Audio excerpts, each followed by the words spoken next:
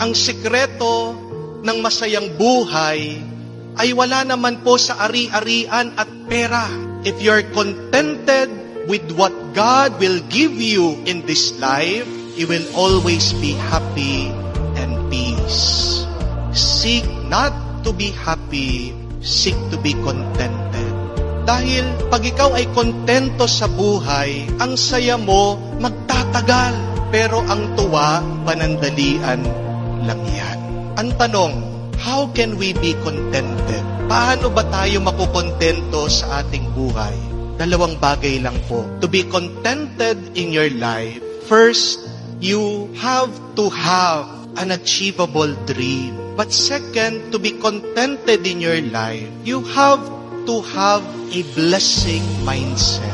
An achievable dream, isang pangarap na maaabot mo.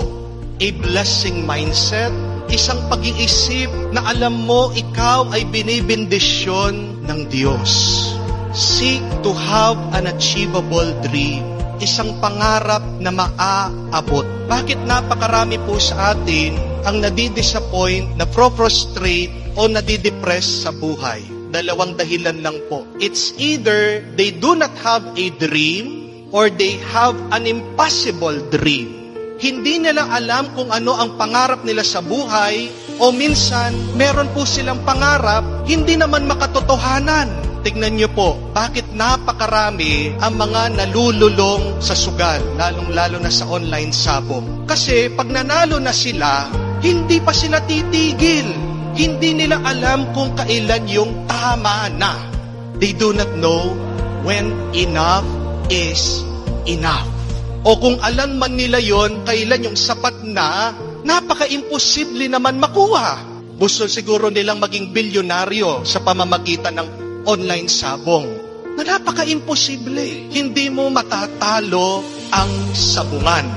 Yun yung katotohanan. Pero hindi nila matanggap yun. Because they have an impossible dream. Kung wala kang panaginip o pangarap na maaabot, hindi ka magiging kontento at masaya sa iyong buhay. You have to ask yourself, what is enough for me? Ano ba yung sapat para sa akin? Is 1 million enough? Will that make you happy? Yung magkaroon ka ng bahay, masaya ka na. Yung mapatapos mo, yung mga anak mo sa pag-aaral, tama na ba yun? Pag klaro sa'yo, malinaw na sa'yo, ano ba yung maaabot mong pangarap? Pag nakuha mo na yon, ano man yung darating sa buhay mo, liban doon, bonus na lang. Kailangan maging malinaw sa'yo, ano ba yung maaabot mong pangarap? Realizable, makatotohanan. Para pag nakuha mo na siya, ano man yung liban doon, grasya, bonus na lang sa Panginoon. Pero hindi. Napakarami kasi, magseset sila ng panaginip, pangarap sa buhay nila, pero pag nakuha nila, hindi pa sapat. Pag ganyan po ang pag-iisip natin, tayo ay magiging alipin. Gagawin mong miserable ang buhay mo. Kung ang isang taong matakaw, hindi niya inaamin ang kanyang pagkabusog, ano pong mangyayari sa kanya? Kung kakain na siya ng kakain, dinideny niya, hindi pa ako busog, gusto ko pa. Magsusuka siya, o baka maaatake siya, mamamatay siya. Because he does not know when enough is enough. Kailan yung sapat, tama na.